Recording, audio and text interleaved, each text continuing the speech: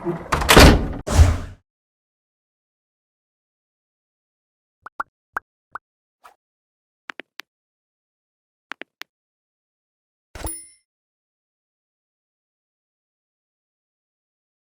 select your own subtitles, please follow the steps.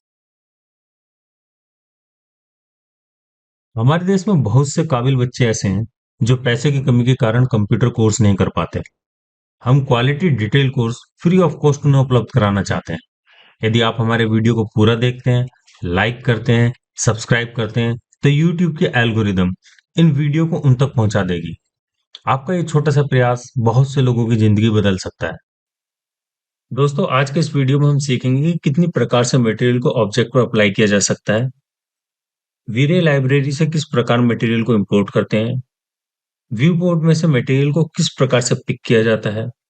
Material editor slot में किस प्रकार से मटेरियल को मैनेज किया जाता है। इसके अलावा मटेरियल को डिलीट करने का सही तरीका क्या है। इन सब बातों पर हम इस वीडियो में चर्चा करेंगे आज। अपने सीन में हम कई तरीके से मटेरियल को अप्लाई कर सकते हैं।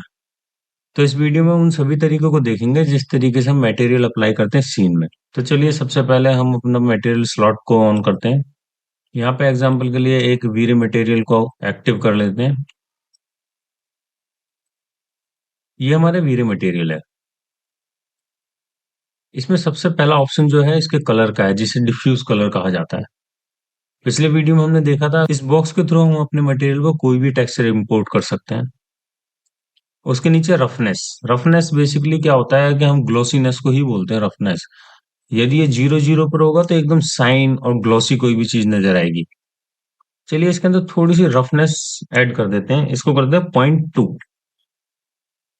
और इसका कलर भी थोड़ा सा चेंज कर देते हैं। ये कलर ठीक रहेगा, इसी को सिलेक्ट कर लेते हैं। अब ये मटेरियल हम इस कुशन के ऊपर अप्लाई करेंगे। आपको सेंटर में डॉट नजर आ रहा है, आप इसके ऊपर माउस ले जाइए, माउस का लेफ्ट क्लिक दबा कर रखिए और अपने माउस को बाहर की तरफ ड्रैग कीजिए। ये एक रेड कलर का नोड आ जाएगा बाहर। इसको सीधा अपने मटेरियल के ऊपर ले जाके ड्रॉप कर दीजिए यहाँ पे। एक तो ये तरीका हुआ मटेरियल को अप्लाई करने का। चलिए तो सिंगल ऑब्जेक्ट था, हमने इस पर डायरेक्ट अप्लाई कर दिया है। लेकिन यहाँ पर हमने जो और कुशन और जो सोफा है हमने इसको अभी ग्रुप में कन्वर्ट किया हुआ है। यदि हम इसको सेलेक्ट करें और इसको उठाएं तो देखेंगे ग्रुप में है। चलिए इसके ऊपर मटेरियल को ड्रैग एंड ड्रॉप करके देखते हैं। एक बार फिर इस नोड को इसके ऊपर ले जाते हैं, लेकिन इस बार ये डायलॉग बॉक्स खुल गया है। वो इसलिए क्योंकि ग्रुप में कई ऑब्जेक्ट सेलेक्ट है, तो ये पूछ रहे सभी ऑब्जेक्ट पे क्या ये मटेरियल अप्लाई करना है या केवल उस ऑब्जेक्ट पर जिस पे हमने माउस रिलीज किया था। तो हम इसे असाइन टू सिलेक्शन कहेंगे क्योंकि ग्रुप में सभी ऑब्जेक्ट सेलेक्टेड हैं। तो फिर एक बार ओके करके देखते हैं। आप देख रहे हैं सभी ऑब्जेक्ट पर ये मटेरियल अप्लाई हो गया है। दूसरा तरीका है इस बटन के थ्रू हम अपने सीन में मटेरियल को अप्लाई कर सकते हैं, लेकिन उसके लिए हमें उस ऑब्जेक्ट को हमें सेलेक्ट करना होगा जिस पर हमें ये मटेरियल अप्लाई करना है। चलिए इसमें से हम इसको सेलेक्ट कर लेते हैं और इसको अप्लाई करते हैं। तो आपने देखा सिलेक्टेड ऑब्जेक्ट पे ये मटेरियल अप्लाई हो गया है। एक बार कंट्रोल जेड करते हैं। अब ये दोनों ऑब्जेक्ट को एक साथ सेलेक्ट करते हैं। ये वाला ऑब्जेक्ट हमारा सेलेक्ट है, कंट्रोल के साथ हम इस ऑब्जेक्ट को भी सेलेक्ट कर लेते हैं। अब इस पर अप्लाई करते हैं तो इन दोनों पे मटेरियल एक साथ अप्लाई हो गया है। तो इस प्रकार हम अपने सीन में किसी भी ऑब्जेक्ट पर मटेरियल अप्लाई कर सकते हैं। एक बार जब हम किसी ऑब्जेक्ट पर मटेरियल अप्लाई कर देते हैं तो उसको यहाँ से एडिट भी कर सकते हैं। एग्जाम्पल के तौर पर हम इसका कलर चेंज करते हैं। आप देख पा रहे हैं साथ के साथ ही ये ऑटो अपडेट होता जा रहा है हमारे व्यू पोर्ट के अंदर। चलिए इसको भी कैंसिल कर देते हैं।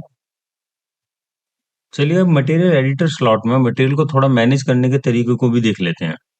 देखिए व्यूपोर्ट सीन और मटेरियल एडिटर का आपस में कोई संबंध नहीं होता, ये दोनों एकदम अलग अलग चीजें हैं। मटेरियल एडिटर में आप कोई भी मटेरियल बनाते हैं, मॉडिफाई करते हैं या उसे डिलीट कर देते हैं, उसका हमारे सीन मटेरियल को कोई फर्क नहीं पड़ता। चलिए इसको ठीक से समझने के लिए मटेरियल लाइब्रेरी से एक मटेरियल को इंपोर्ट करते हैं। सबसे पहले तो इसको डिलीट कर देते हैं। यहाँ से मटेरियल लाइब्रेरी खोलते हैं।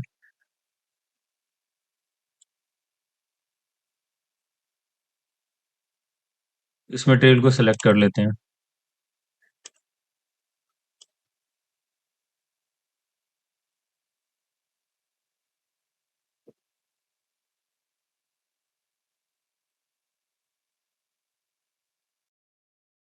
माउस के व्हील बटन से आप जूम आउट और जूम इन कर सकते हैं, या ऑल्ट और कंट्रोल दबाकर माउस के मिडिल बटन से भी आप जूम आउट और जूम इन कर सकते हैं। चलिए यहाँ पर एक वीर मटेरियल और इंपोर्ट कर लेते हैं।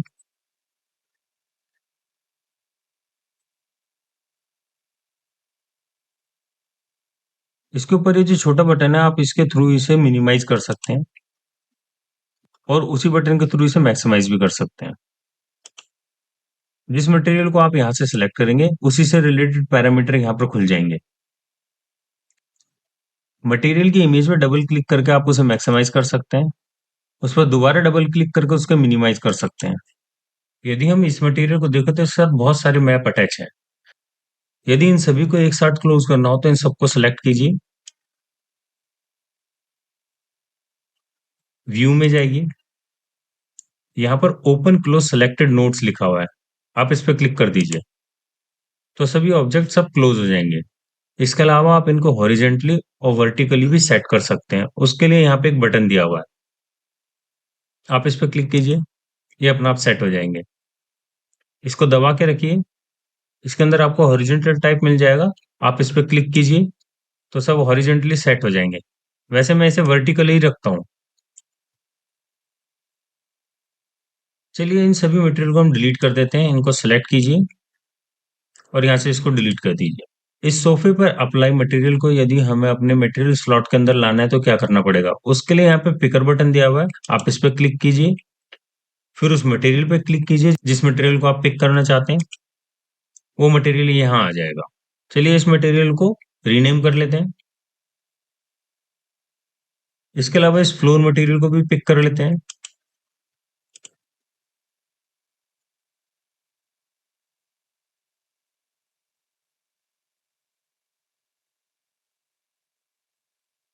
क्योंकि ये मटेरियल हमारी सीन में अप्लाई है, यदि हम इसमें कोई भी चेंज करेंगे तो वो सेम टाइम यहाँ पर भी चेंज होगा।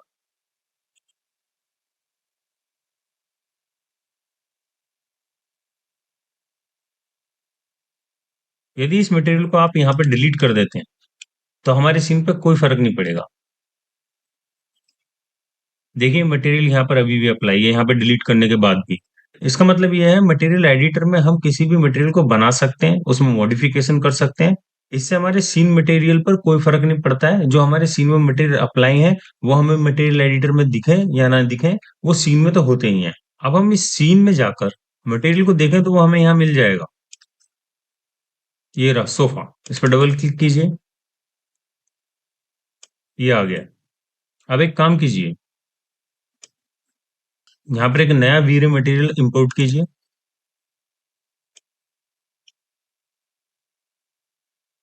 और इन सभी ऑब्जेक्ट को सिलेक्ट कीजिए।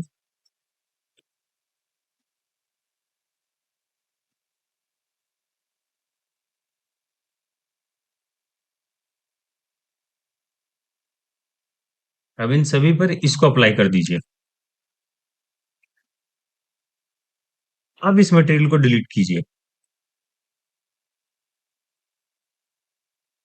अब आप देखेंगे आपको ये मटेरियल आपको सीन मटेरियल में नजर नहीं आएगा। ये हमारे सीन मटेरियल, इसमें वो मटेरियल हम नजर नहीं आ रहा जिसका नाम हमने सोफा रखा था।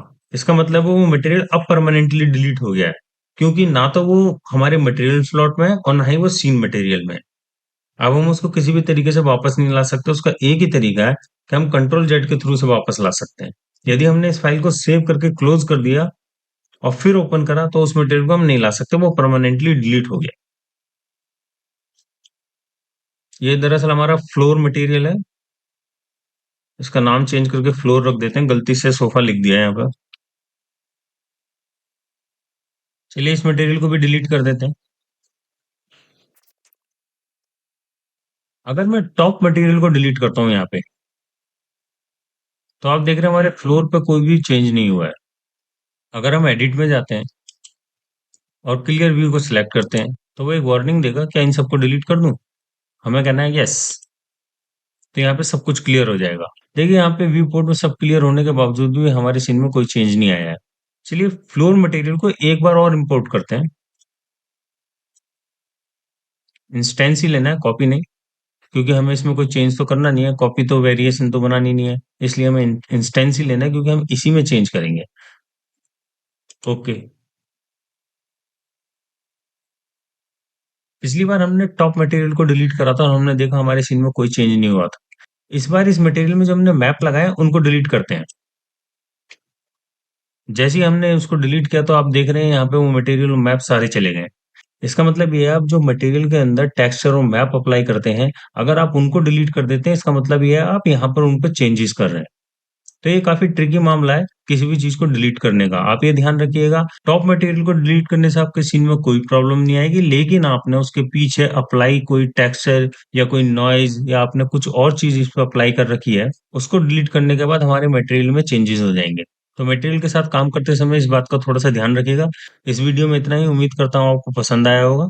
आप हमारे वीडियो को लाइक कीजिए, शेयर कीजिए, सब्सक्राइब कीजिए और हाँ, बेल आइकन बटन दबाना ना भूलें। और जो नए बच्चे 3D मैक्स सीख रहे हैं उनके साथ ये वीडियो जरूर शेयर करें। याद रखो, आप देश की इकाई हो, यदि आप अपनी स्किल बढ़ाते हो तो देश एक कदम आगे बढ़ जाता है। जय हिंद, वंदे मातरम, भारत माता की जय।